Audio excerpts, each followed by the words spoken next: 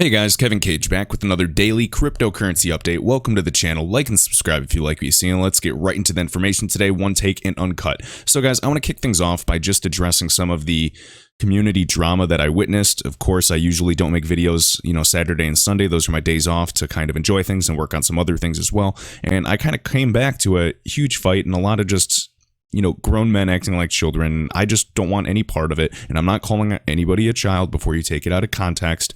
I'm just seeing that there was a lot of drama. I don't want anything to do with it. Again, I put on Twitter, I'm not here for a popularity contest, guys. I am here solely to learn and invest into XRP.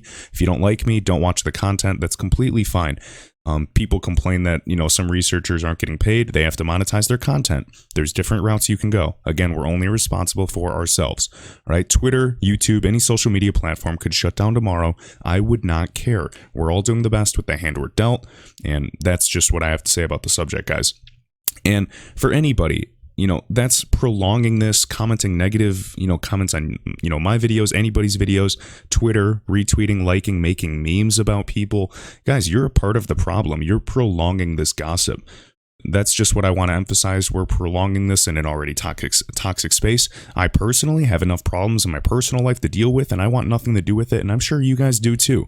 And, a quote I've said before, deep pain creates deep sympathy. So let's just be adults here, focus on why we're here. I'm here for XRP, for potential generational wealth in an emerging technology and asset class, and would follow the news and information regardless. I just want to share my 2 cents on this information. That is all. I'm not putting myself on a pedestal because I make online videos. That is ridiculous. I can assure you of that. Right now, this one last quote before we get into it. There are some people who always seem angry and continuously look for conflict. Walk away. The battle they are fighting with isn't with you. It is with themselves. All right, enough philosophy for the day.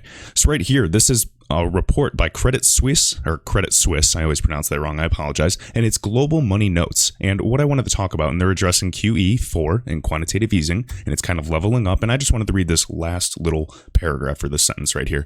So they're talking about the year-end balance sheet constraints, they're talking about the repo funds, they're talking about liquidity, and this is all I wanted to read right here. The slope of money market curves suggests that excess reserves won't build up at banks, so there's not going to be enough reserves to build up for long. And so, United States banks will not be able to fill the market-making vacuum left by foreign banks. This is a liquidity problem, guys.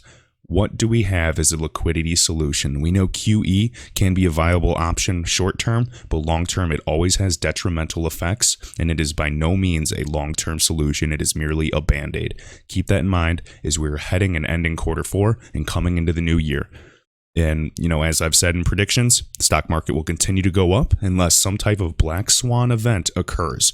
So it's going to keep going up, up, up, until finally something occurs and the market does crash. Now, will it crash terribly? I'm not sure, but I'm saying there is a huge correction coming for us. All right, right here, I am Legion. So 14th of November, and this is the new MoneyGram announcement. And yes, this has to do with Ripple. Keep in mind, Ripple does own a large percentage of the company. And keep in mind, this is all about cross-border remittance. So let's just check this out. MoneyGram and Wing to launch a new mobile wallet service in Cambodia. Right here, we have partnering with Wing. They announced this yesterday. Wing, based out of Cambodia, Limited Specialized Bank, Cambodia's leading mobile banking service provider to offer a new service that will allow customers to receive funds directly into their mobile wallets. All right, so more mobile application access. Keep in mind, there's clunky, interoperability, not only between mobile wallets and mobile applications, but also banks, financial institutions, everything in between. Right here, according to the National Bank of Cambodia, funds sent back into the country from Cambodian migrant workers totaled $1.4 billion in 2018.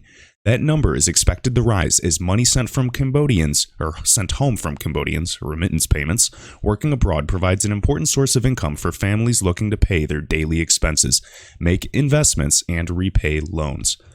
Boom. So I'm excited to see what happens with this, whether it is some type of, X-current interface or even does utilize XRP, especially when they get this corridor ramped up and liquidity is there. It would not be, surprising to me whatsoever if Ripple's at least advising. We know that they have some Ripple employees on the board of directors on MoneyGram. So you best believe that they want a fresh take on this. They want to utilize some new fintechs instead of the people that have been in the game for a long time.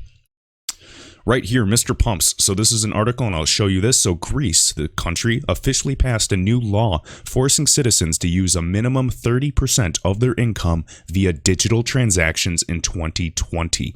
Wow, guys, they are literally forcing us slowly to go digital. Keep in mind, I believe it was the two countries. What was it? Was it Greece and Cyprus or Turkey? It was one of those countries out there. And remember, the government, when there was a bailout, they literally went into the citizens' bank accounts and whatever percentage they took, let's just say it's 10% to be conservative, just scraped off 10% of every single citizen's bank account and said it is your legal obligation as a citizen to help pay off these debts. And so the same thing can happen anywhere, whether it's the United States. It's simply just in the Constitution. So keep that in mind. Right here, forcing citizens onto a digital economy. Yes, central bank digital currencies, anything. Keep in mind there's much more control when this happens, right? So digital transactions gives them, of course, more transparency and more control within the system, and it can protect them from, counterfeiting purposes and kind of shadow government. So again, it is a good thing, and I'm not trying to be, cynical or pessimistic by any means, but this is simply the direction that we are moving in. So 2 years ago, every government frowned on crypto, and now we are using cryptography in our own central bank digital currencies. Keep in mind, since Facebook came out and announced Libra, it actually made a lot of these central banks come forward and they said, yeah, we've actually been keeping it a secret, but we're happy we can talk about it now. We've been developing central bank digital currencies for 3.5 years. So right there, guys, 3 to 4 years of development already. Keep that in mind. And then going into the article, Greeks set to face heavy fines if they do not spend 30% of their income electronically. So we can see the government expects to raise more than $808 million every year from this initiative that will force the Greeks to spend this percentage of their income electronically. And then as we go down here, it's a 22% fine on any types of shortfall again, and there are some exclusions depending on, various factors. And then right here, the scheme is a radical attempt to cast some light on Greece's huge shadow economy, the world's largest, and is part of the new prime minister, I'm not sure how to pronounce his name, sweeping overhaul to revive growth. All right, and right here, guys, check this out. T+0, providing foreign X, or I'm just going to say instead of foreign exchange and FX, I'm going to say Forex. Providing Forex quotes for banks and global cross-border payments. So we have JP Morgan and Citi, and then since 2019, it's a reality. Ripple is democratizing foreign exchange. If you place XRP bids at Bitso, their partner exchange, there's a good chance you're part of the settlement change of, say, for example, a MoneyGram payment. That is absolutely crazy to think. We are literally taking a role in being a part of this revolution. Granted, it's starting slow, but when it does move, I wholeheartedly believe it will move quickly. I just want to emphasize that. All right, we're going to finish off with this right here. So I am Legion sharing this. We have Deutsche Bank predicts weak fiat system will fuel demand for cryptocurrency. Big shocker there, guys. Obviously, we expect as stocks continue to see all high, when this correction comes, people are going to be pulling their money out of the stock market. It's funny because these global companies are doing record stock buybacks for those of you that can track it. And this is what's really obvious. People are saying that people are selling stocks at an all-time record level. And we're talking the bigger players are getting out of the game because they do not know when this correction's coming. Yet, everyday Joe Schmoes are still putting their money there. They're letting it sit. Whereas you could take profits and get ready to hedge your bet with precious metals, gold, silver, platinum, anything like that, and cryptocurrencies owning portions of the protocol as we are obviously moving towards a digital economy. And I would suggest, not financial advice, that when you invest into these digital protocols, these cryptocurrencies, these digital assets, you are investing. If you want to blanket your assets and diversify, completely fine. I am heavily into XRP and about 4 other altcoins, but personally, guys, you have to follow utility. It's more than just a white paper. A lot of people that hopped on in 2017 have not learned their lesson, and you have to actually do your own research and follow the actual problems. Again, the most immediate problems in cryptocurrency, of course, are cross-border, which is one of the main use cases for XRP, and then e-commerce as well.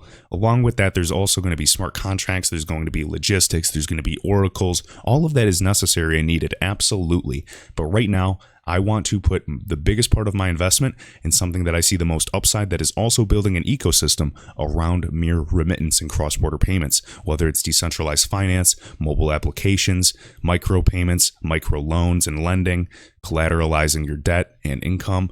anything like that, guys. It's just happening very, very quickly, and there's an ecosystem being built around the existing ecosystem, and that is why I am so bullish. Why on earth would I sell when we haven't even really launched or scaled up? We're simply laying the foundation, and yes, I've been saying this for a year or two. Exactly. I'm going to keep saying it. And I'm not going to focus on price right now until we see some true movement. Of course, we can talk about, speculation and short up and downs. That's anybody's guess. But keep in mind, I have very high price targets long term, because this is an all or nothing type of investment, and everything I've invested, if I lose it, that's fine. The upside is just too great for me, and I believe this is an opportunity of a lifetime. So guys, let me know your thoughts down below. Be sure to hit the like button to show any support, and I will see you in the next video.